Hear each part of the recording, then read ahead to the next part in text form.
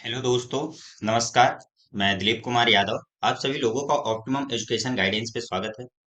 दोस्तों, इस समय हमारे भारत देश में एक बहुत ही ज्यादा बीमारी, जैसे पहले कोरोना फैला हुआ था, उसी के जैसे ही एक और वायरस फैल रहा है, जिसका नाम है निफा वायरस। तो यह कोरोना के जैसे ही सेम फैल रहा है। और अभी अभी केरल में और उसके समेत नए, यानी कि कहें तो 9 राज्यों में इसके केस देखे गए हैं, जिसमें से 71 अभी तक में केस रिपोर्ट किए जा चुके हैं। और केरल में इससे, यानी कि जो निफा वायरस होने की वजह से 2 लोगों की डेथ भी हो चुकी है। तो ये काफी ज्यादा गंभीर समस्या, मतलब कि काफी बड़ी बीमारी का रोग, यानी कि काफी बड़ी महामारी का ये रूप ले रहा है। तो इसलिए हमें चाहिए कि हम इसके बारे में जानें क्या है, और इसके बचने के उपाय क्या है, इसके सिम्टम्स क्या है, इसके लक्षण क्या होते हैं, कैसे इसको पहचानें। तो चलिए आज डिस्कस करते हैं कि निपा वायरस है क्या, कैसे फैलता है और इसके क्या उपचार हैं। ठीक। तो बात करें कि जो ये निफा वायरस यह एक जूनोटिक वायरस है। मतलब जूनोटिक मतलब क्या होता है कि ये जंतुओं से मनुष्यों में फैलता है। ठीक। अब ये जूनोटिक जो है, जूनोटिक यह एक ग्रीक वर्ड से लिया हुआ वर्ड है। ठीक। तो ग्रीक में इसका क्या होता है, जो ये जूनोटिक है, तो जिसमें जून का अर्थ होता है जानवर,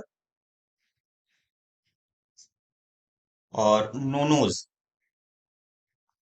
का अर्थ होता है बीमारी। मतलब कि यह जानवरों से मनुष्यों में फैलने वाली बीमारी है। ठीक। कौन? निफा वायरस। अब जो ये निफा वायरस है, ये किस फैमिली, किस ऑर्डर, किस जीनस, किस स्पीसीज से लिया गया है, ये उसका पूरा क्लासिफिकेशन हमने दे दिया है। ठीक। तो जो ये निफा वायरस है, ये पैरामाइक्सोविरिडी परिवार का है, फैमिली का है। और इसका अगर जीनस की बात करें तो हेनिपा वायरस का है। ठीक। कौन? जो ये निफा वायरस। अब ये निफा वायरस जो है, ये आया कब और कैसे? तो देखिए, जो निफा वायरस है, सबसे पहले 1999 में मलेशिया में देखा गया था। और कहाँ? जो सुअर को पाल रहे थे, तो जो सुअर को पाल रहे थे उनके बीच, यानी कि उनको एक बीमारी हुई, तो उसमें देखा गया कि उनको क्या हुआ है, निफा वायरस हुआ है। फिर उसके बाद ये 2001 में बांग्लादेश में आया था, और उसके पश्चात सबसे पहले हमारे भारत देश में 2001 में सिलीगुड़ी में आया था। ठीक। तो 2001 से 2005 के बीच बात करें, तो उस बीच कम से कम 600 केस हमारे इंडिया में देखे गए थे। ठीक। अब ये फैलता कैसे है, इसका संक्रमण कैसे होता है? तो जो चमगादड़ होते हैं, चमगादड़ों के मूत्र या लार के द्वारा यह फलों में चला जाता है, और फलों के द्वारा हमारे, यानी कि मनुष्यों के शरीर में फैल जाता है। तो अगर इसकी बात करें, ये मनुष्यों में ही नहीं फैलता, क्योंकि अपन लोग देख रहे थे कि जो कोरोना वायरस हो रहा था, वह यानी कि मनुष्य से मनुष्यों में ज्यादा फैल रहा था। लेकिन ये क्या है कि यह जानवरों से मनुष्यों में तो फैलता ही फैलता है। लेकिन देखा गया है कि जैसे कुत्ता हो गए, बिल्ली हो गई, बकरियां हो गई, तो उनमें भी निपा वायरस फैल रहा है। तो ये काफी ज्यादा, यानी कि हमारे लिए एक समस्या है। ठीक। तो इसके लिए, यानी कि सिम्टम्स कैसे होते हैं, क्या है, तो इसके सिम्टम्स की बात करें, तो जैसे ये हम किसी के संपर्क में जाते हैं, तो जैसे ही हमारे ये वायरस संपर्क में आता है, तो ये शुरुआत में 1 से 2 दिन तक तो दिखाई नहीं देता, हमें समझ में भी नहीं आता कि ये आ गया है या नहीं आया। ठीक। इसका जो लक्षण है, संकेत हमें कितने दिनों बाद दिखाई देता है? 4 से 14 दिनों बाद दिखाई देता है। ठीक। और 3 से 14 दिनों तक हमें, यानी कि क्या होता है, हल्का हल्का सिर दर्द बना रहता है, और यह बुखार के रूप में प्रकट होता है। फिर बाद में क्या होता है, जब यही यानी कि 14 दिन से बाद हो जाते हैं, तो 14 दिनों के बाद इसमें हमें श्वसन संबंधी बीमारी, जैसे खांसी, गले में खराश, सांस लेने में कठिनाई, ये सभी चीजें हमें नजर आने लगती है। और फिर जब ये और भी ज्यादा हो जाता है, तो इंसेफ्लाइटिस हो जाता है, मतलब कि मस्तिष्क में सूजन। इसी को हम कभी कभी दिमागी बुखार बोलते हैं। ठीक। तो दिमागी बुखार के रूप में हमें ये इसके लक्षण नजर आते हैं, और हमें भ्रम होने लगता है, नींदापन से महसूस होने लगती है, और फिर जब ये ज्यादा हो जाता है तो बेहोशी आ जाती है। ठीक। और बेहोशी के बाद, यानी कि 24 से 48 घंटों के भीतर, ये इसमें जो मरीज होता है, जो रोगी होता है, वह कोमा में जाता है। फिर अगर वो कोमा में चला जाता है, तो उसके, यानी कि बचने की संभावना काफी कम हो जाती है। तो अभी तक तो, अगर बात करें, तो अभी तक 2 केसेस अभी हमको डेथ के केसेस नजर आए हैं, जो केरल में अभी 2 लोगों की मृत्यु हुई है।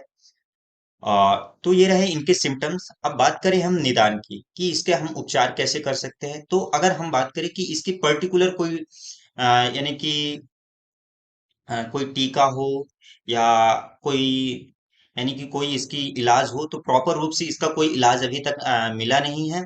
तो अगर हमें इसमें सबसे ज्यादा है कि हमें इसके लिए सावधानी ही बरतनी है, क्योंकि जितनी ज्यादा हम सावधानी बरतेंगे उससे ज्यादा हमें यानी कि उससे हमें सुरक्षा मिलेगी।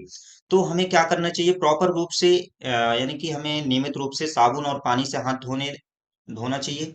और अगर यदि कोई बीमार चमगादड़ है या कोई बीमार क्या है, शुअर है, तो उनके संपर्कों से बचना चाहिए। और यदि अगर चमगादड़ों के द्वारा जो दूषित फल हैं, या यदि कहीं जहाँ पे चमगादड़ निवास कर रहे हों, जहाँ पे जिस पेड़ पे वो रह रहे हों, तो उस पेड़ के हमें कच्चे फलों को नहीं खाना चाहिए। और जो जमीन पे गिरे हुए हों उन फलों को नहीं खाना चाहिए। ठीक। और हमें जहाँ सुअर पाल रहे हैं तो उन सुअर पालकों के यानी कि वहां पे नहीं जाना चाहिए। हमें अधिक से अधिक यानी कि वहां से बचना चाहिए। और अगर यदि कोई निपा वायरस से कोई संक्रमित व्यक्ति है, तो उससे भी हमें यानी उसके रक्त से, उसके तरल पदार्थों से बचना चाहिए। क्यों? क्योंकि यह मनुष्यों में भी फैल सकता है, मनुष्यों से मनुष्यों में भी फैल सकता है, और जानवरों से मनुष्यों में तो ये फैल ही रहा है। तो ये रहा निपा वायरस। तो इसलिए हमें ज्यादा से ज्यादा सजग रहना है, और ज्यादा से ज्यादा हमें सावधानी बरतनी है। तो आपको ये वीडियो कैसी लगी हमें कमेंट करके जरूर बताइएगा। और हाँ दोस्तों, इस वीडियो को ज्यादा से ज्यादा लोगों तक शेयर करें ताकि वे भी इससे बच सके, और हम एक यानी कि जो ये बीमारी ज्यादा फैल रही है उसको रोक सके। तो ज्यादा से ज्यादा दोस्तों आप इसको शेयर करना। चलिए मिलते हैं अगली नेक्स्ट वीडियो में। धन्यवाद।